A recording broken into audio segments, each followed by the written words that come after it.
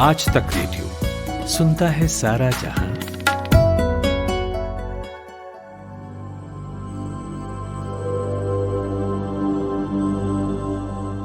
Brihan Mumbai municipal corporation ने मुंबई के 11 hospital में मोबाइल टैबलेट उन कोविड मरीजों को बांटना शुरू किया है जो आईसीयू में भर्ती हैं। अब तक कुल 150 टैबलेट बांट चुके हैं ताकि इसकी मदद से ये मरीज अपने परिवार वालों से वीडियो कॉल के जरिए जुड़ सके। अब आइसोलेशन वार्ड में क्या बचता है? सिर्फ ऊपर की छत और दीवारें। इस बीच अकेलापन, तनाव आखिर किसे नहीं होगा, लेकिन किसी अपने का साथ मिल जाए इन हालातों में तो और क्या चाहिए। वक्त भी आसानी से गुजरने लगता है। फिर वाकई कमाल की पहल है। नमस्कार, मैं हूँ खुशबू, आज का कोरोना कवरेज लेकर। आज सबसे पहले एम्स के डायरेक्टर से सुनेंगे कि वैक्सीन आखिर भारत में कब तक आएगी। फिर जानेंगे कि भारत में 6 वैक्सीन के ऊपर चल रहे ट्रायल्स की गाड़ी कहां तक पहुंची है। और फिर एक रिसर्च के जरिए समझेंगे कि आखिर क्यों दमा, अस्थमा के मरीजों को कोरोना से खतरा कम हो सकता है। और हाँ, कोरोना से जुड़े कुछ खट्टे मीठे अनुभवों को सुनेंगे, खुद उनकी ही जुबानी जो इससे जंग जीत चुके हैं। आगे बढ़ने से पहले कोरोना से जुड़े अपडेट्स पर नजर डाल लेते हैं।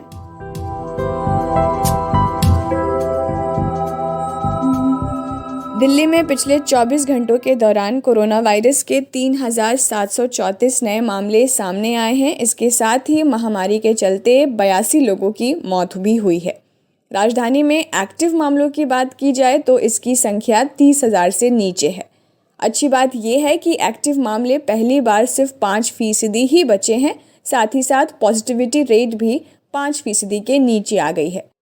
हाल ही में फाइजर को इमरजेंसी अप्रूवल मिली है। इसके बाद सरकार ने कोरोना वैक्सीन लगने से पहले एक बहुत बड़ा ऐलान किया है कि अगर किसी को कोरोना वैक्सीन का साइड इफेक्ट होता है तो उसे ब्रिटेन सरकार मुआवजा देगी। प्रधानमंत्री नरेंद्र मोदी की अगुवाई में आज सर्वदलीय बैठक हो रही है। इस बैठक में लोकसभा और राज्यसभा के सांसद हैं, जिसमें वैक्सीन को लेकर चर्चा होगी। नोएडा में कोरोना संक्रमण के बढ़ते मामले पर प्रशासन ने सख्ती तेज कर दी है। गौतम बुद्ध नगर पुलिस कमिश्नर ऑफिस ने कोविड-19 प्रोटोकॉल का उल्लंघन कर बिना मास्क के घूमने वाले 624 लोगों के खिलाफ कार्रवाई की है। इनसे पुलिस ने 62,400 रुपये जुर्माना वसूला है।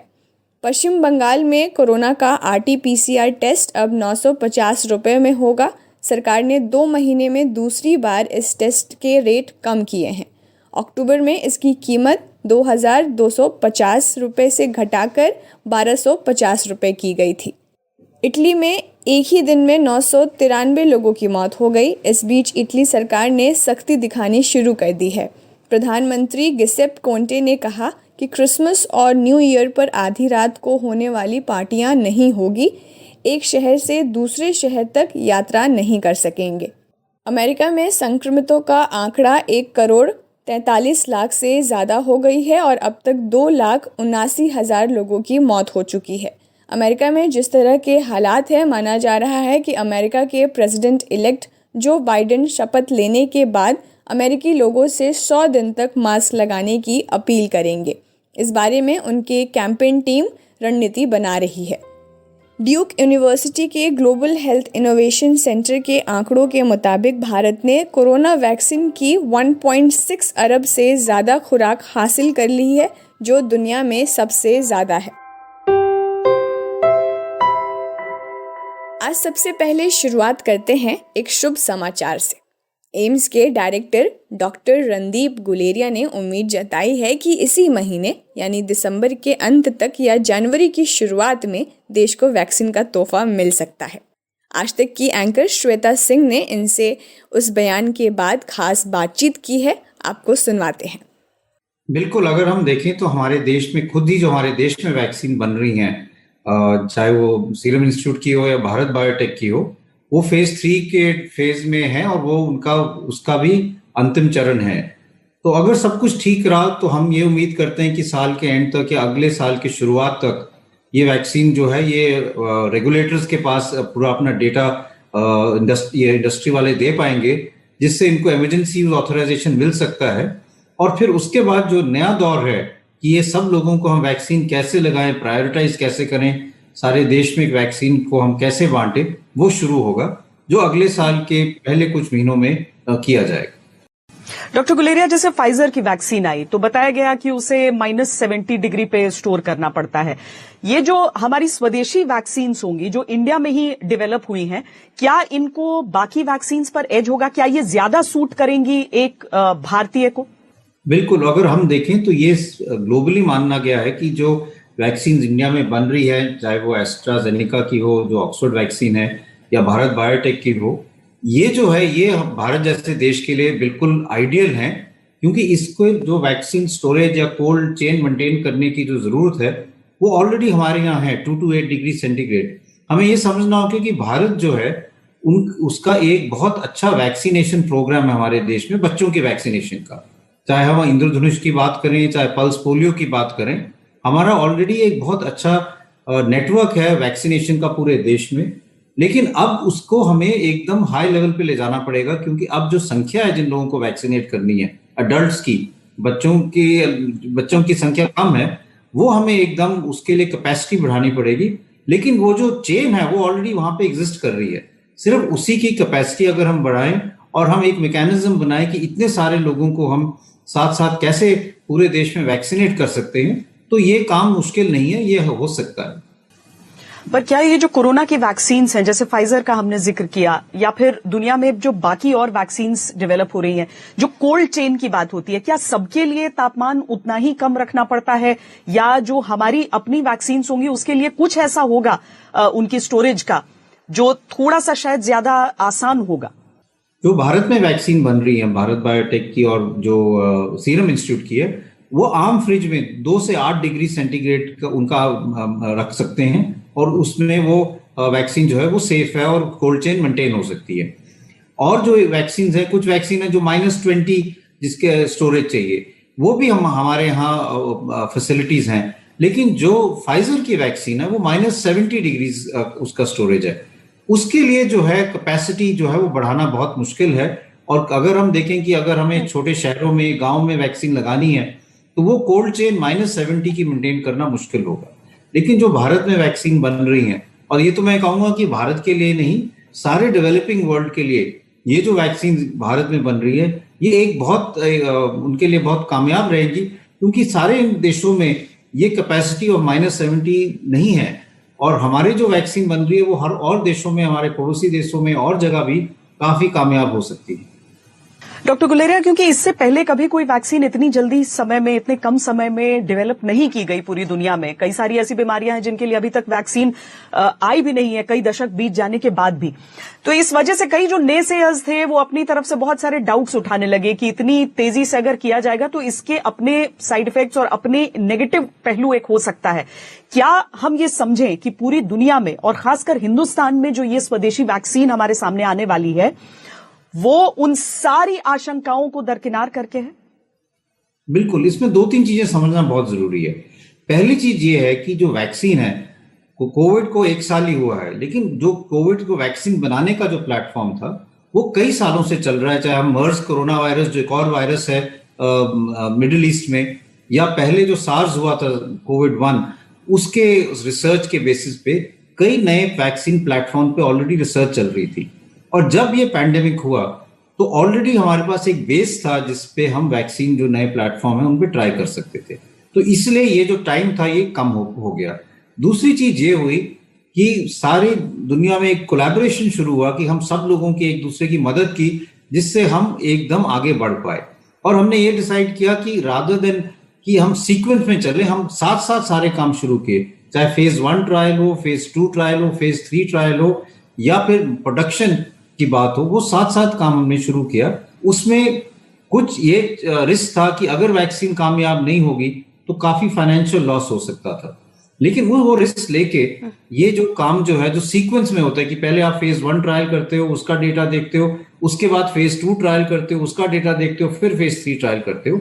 इस सीक्वेंस की जगह सारी चीजें साथ साथ की गई, रिस्क लिया गया, और वो उससे हमें टाइम जो है वो हमारा कम हो गया। लेकिन 2 चीजें बहुत जरूरी हैं, एक सेफ्टी और एक एफिकेसी। और इन दोनों चीजों में बिल्कुल कॉम्प्रोमाइज नहीं हुआ है, और ये बहुत जरूरी है कि इस दोनों चीजों में कॉम्प्रोमाइज ना हो, क्योंकि हम ये चाहते हैं कि जब हम पूरे देश को वैक्सीन लगाएं तो वो सेफ होनी चाहिए।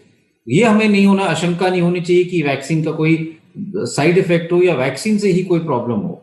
और दूसरा, उसका असर होना चाहिए, एफिकेसी होनी चाहिए कि वो मोर्टेलिटी घटाए, लोगों की डेथ रेट कम करें। जो हमारे बुजुर्ग लोग हैं, हाई रिस्क ग्रुप हैं, उनमें जो डेथ्स हैं वो ना हो, और जो चेन ऑफ ट्रांसमिशन है उसको हम रोकें। तो जिन लोगों को इन्फेक्शन होने के ज्यादा चांसेस हैं, फ्रंटलाइन वर्कर्स हैं, हेल्थ केयर वर्कर्स हैं, उनको हम वैक्सीनेट करें, जिससे ये दोनों चीजें हों कि एक तो केसेस कम हो क्योंकि वो चेन ऑफ ट्रांसमिशन टूटेगा, और दूसरा मोर्टेलिटी कम हो, डेथ्स कम हो, क्योंकि जो हाई रिस्क ग्रुप है उनको हम वैक्सीनेट कर पाएंगे।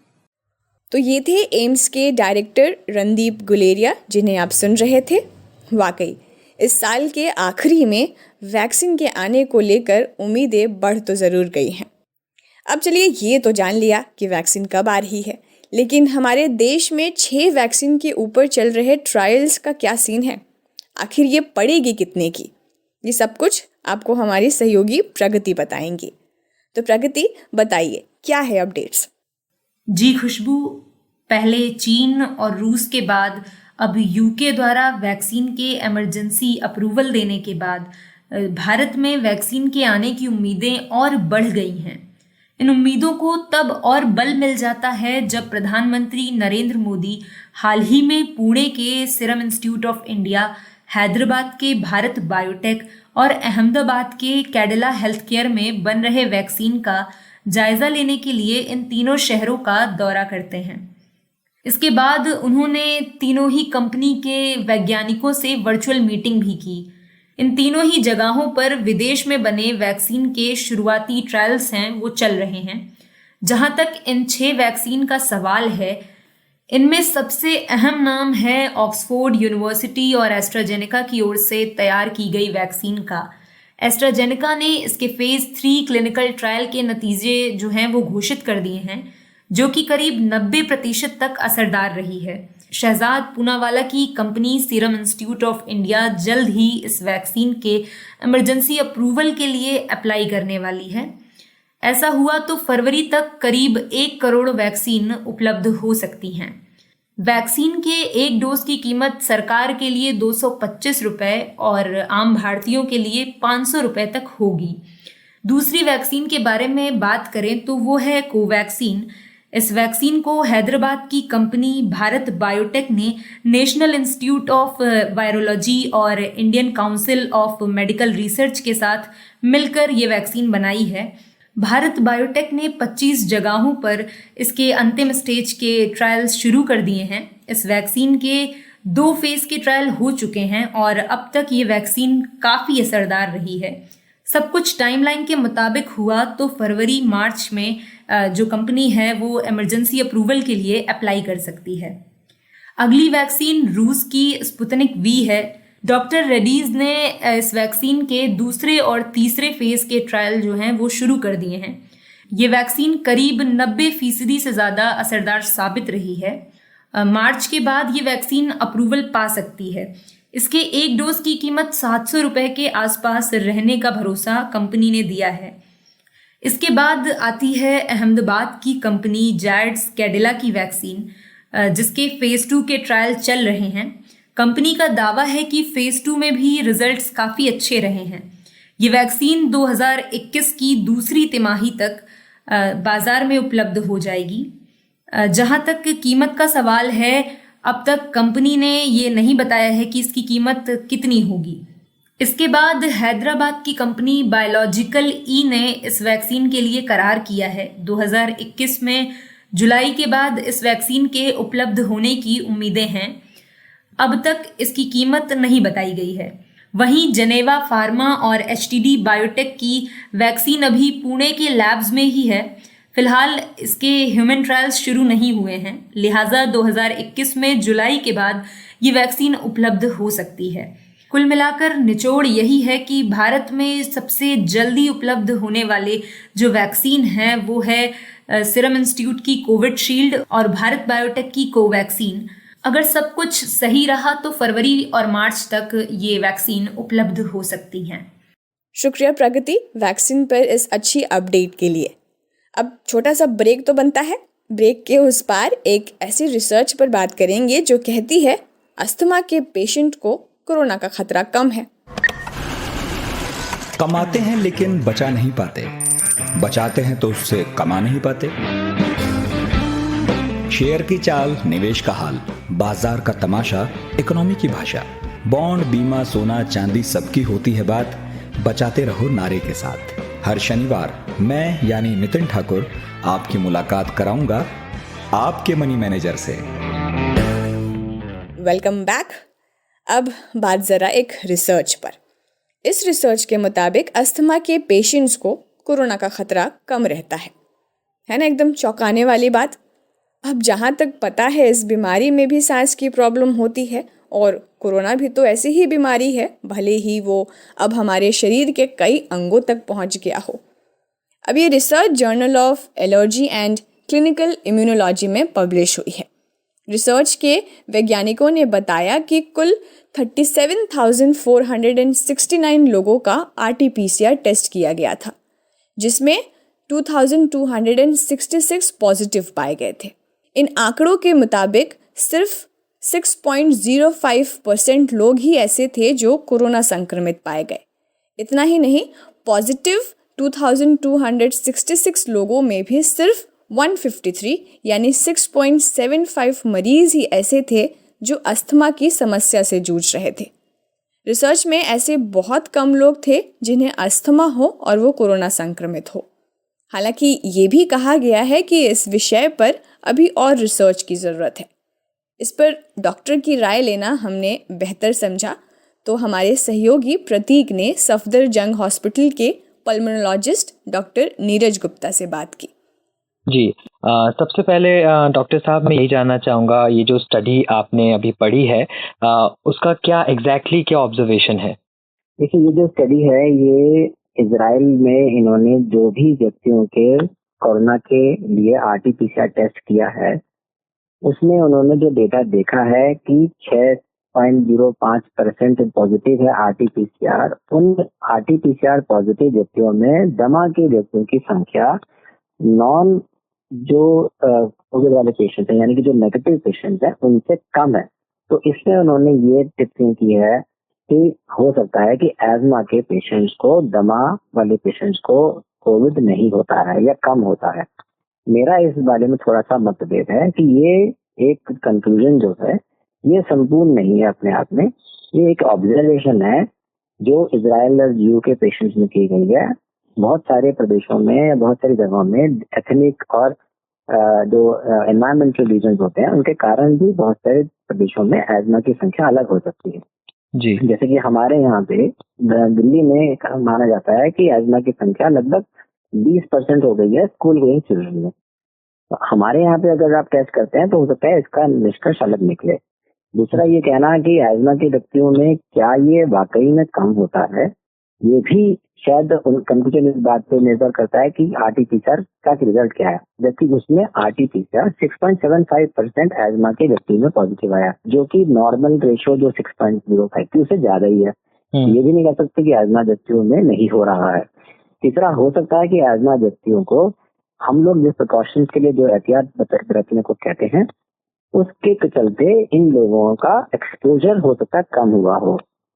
तो इसकी क्या वजह है? इसकी क्या वजह है?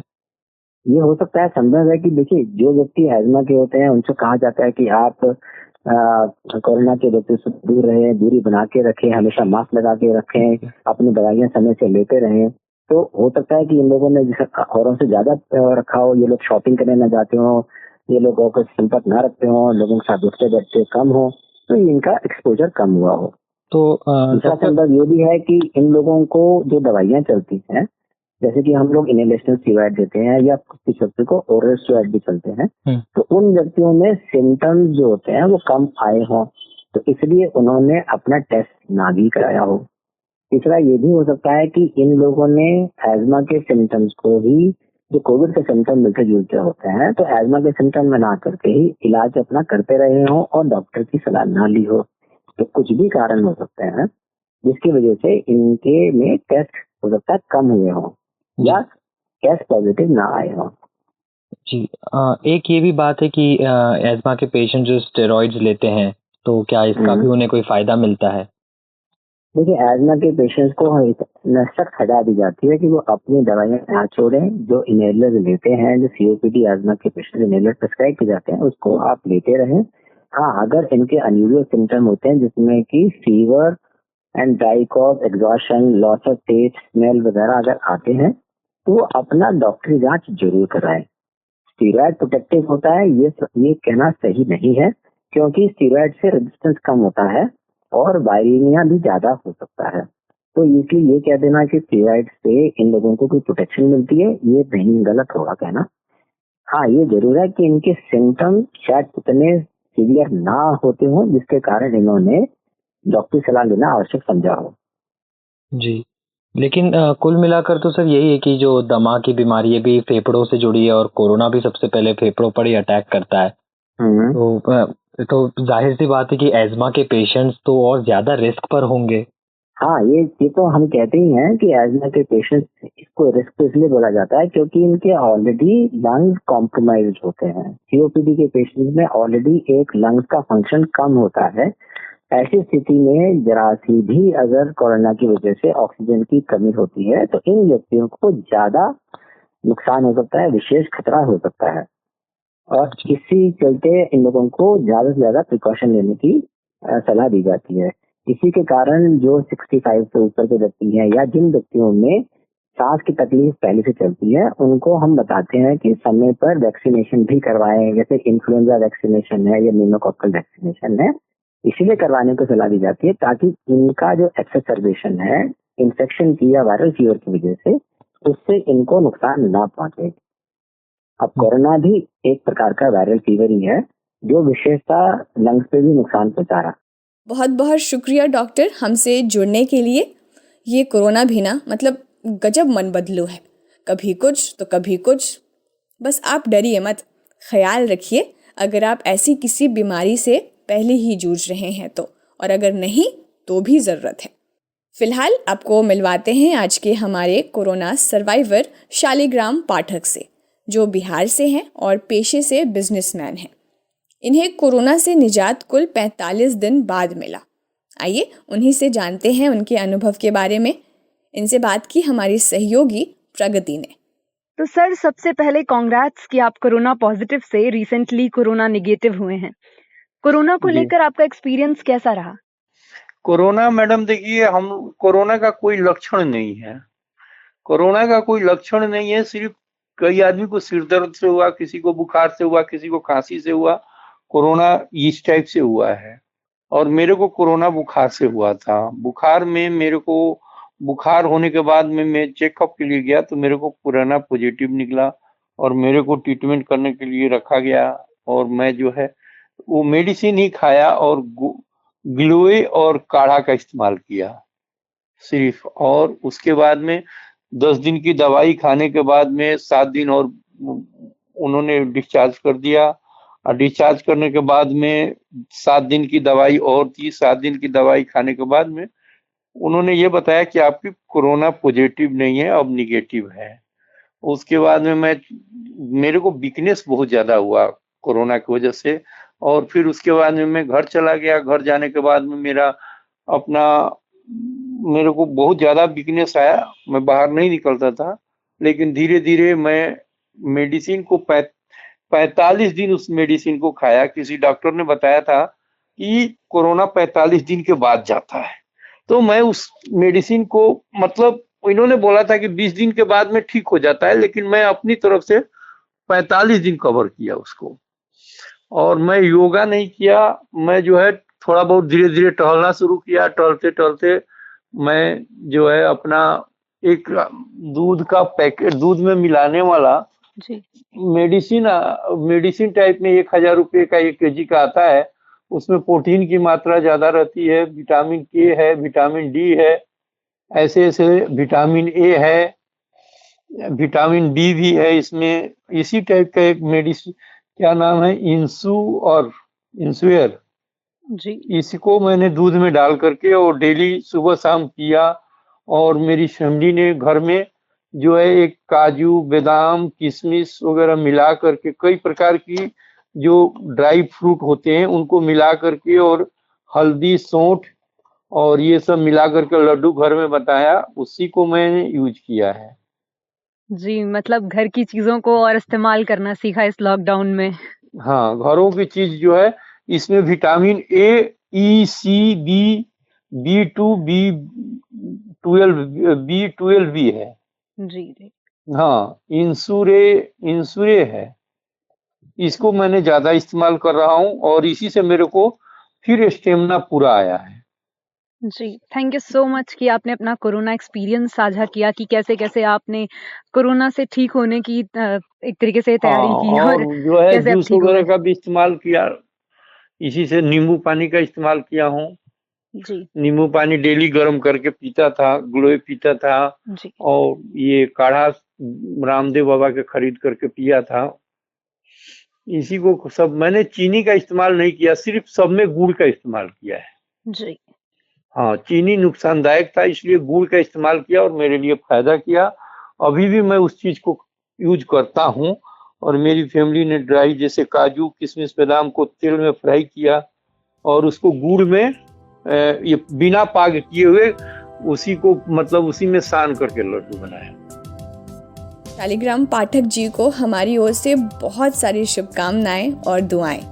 अब वक्त हो चला है विदा लेने का।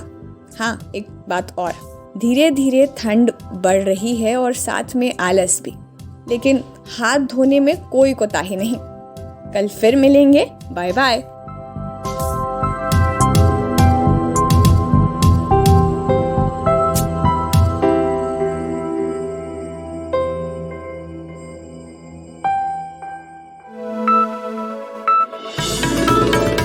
खबरों की हलचल और देश विदेश का मिजाज आप सुन रहे हैं आज तक रेडियो।